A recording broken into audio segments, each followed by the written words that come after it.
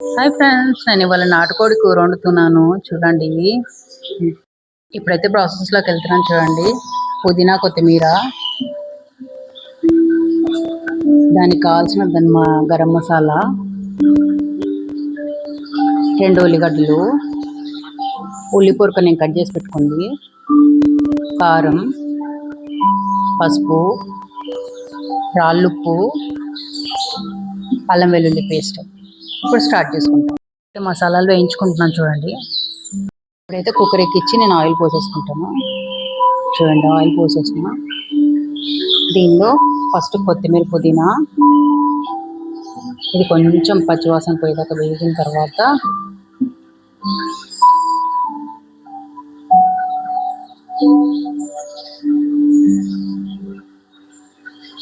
ఉల్లిగడ్డలు వేసా. ఇది కొంచెం కలిపేసి మళ్ళీ ఉల్లి పొరకు వేస్తాను. స్ప్రింగ్ ఆనియన్ ఇప్పుడు వేసేస్తాను. ఇవి కూడా కలిపి పెట్టేసుకుంటాను. ఫస్ట్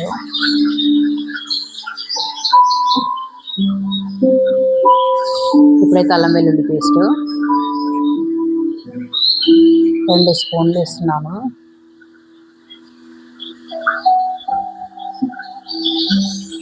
ఇది వేగిన తర్వాత కొంచెం పచ్చివాసన పోయేదాకా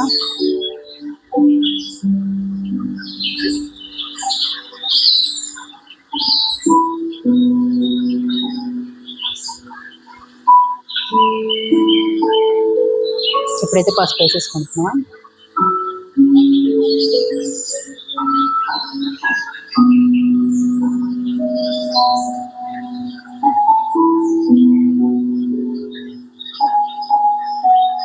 కొంచెం మగ్గనిస్తాను. ఇప్పుడు దీంతో మళ్ళీ దొడ్డుప్పు, రాళ్ళుప్పు ఉంది కదా, రాళ్ళుప్పు వేసేస్తాను. ఇది కలిపేస్తాను. రాళ్ళుప్పు ఎందుకు వేసానంటే కొంచెం తొందరగా మగ్గుతుందని. తొందరగా అంటే మరీ ఇన్స్టెంట్ అని కాదు, మంచిగా మగ్గడానికి అంటే.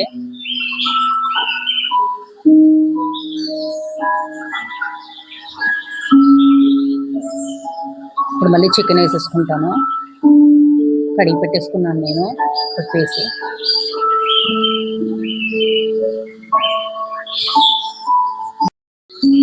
చికెన్ కూడా కలిపేసి ఒక్కసారి మూత పెట్టి మళ్ళీ తీసి చూస్తాను.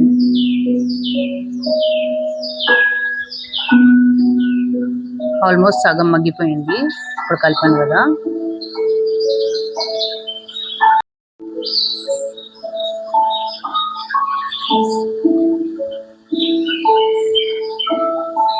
ఇప్పుడు మూత పెట్టేసి కొద్దిసేపు ఆగి తీసి చూస్తా. తీసిన కారపొడి వేస్తున్నాను. చూడండి,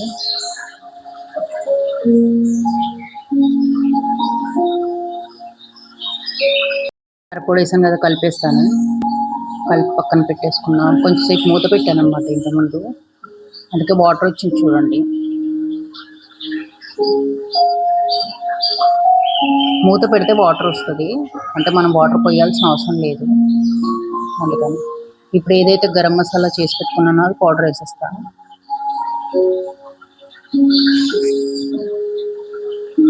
ఇది కూడా కలిపేసుకుంటా ఇప్పుడు వేసి.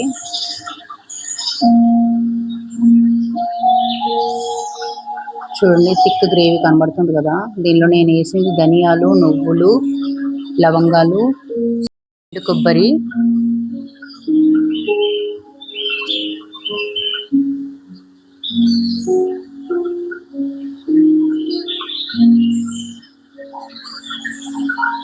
పెద్ద మసాలాలని ఏమి వేయలేదు, నేను నార్మల్ వేసాను. కానీ చాలా టేస్ట్గా ఉంటుంది నాటుకోడి. ఇప్పుడైతే విజిల్ వేసి పెట్టేస్తాను. విజిల్ పెట్టేస్తే అయిపోతుంది. చూడండి ఎలా ఉందో, ఎంత బాగుంది కదా. తిని చూస్తే సూపర్ టేస్ట్ ఉంటుందండి, చాలా బాగుంటుంది. నేను ఇంతకుముందు వండాను చాలాసార్లు, దగ్గరకు వండేసాను ఇట్లాగే. ఇంతే వాటర్, ఏం వాటర్ వేసింది లేదు. ఇప్పుడైతే గరం మసాలా కొంచెం, అంతే. చూసారా నాటుకోడి కర్రీ ఎంత బాగుందో. చాలా టేస్టీగా ఉంటుందండి. మీరు కూడా తిని చూడండి, ఒకసారి ట్రై చేయండి. Thank you.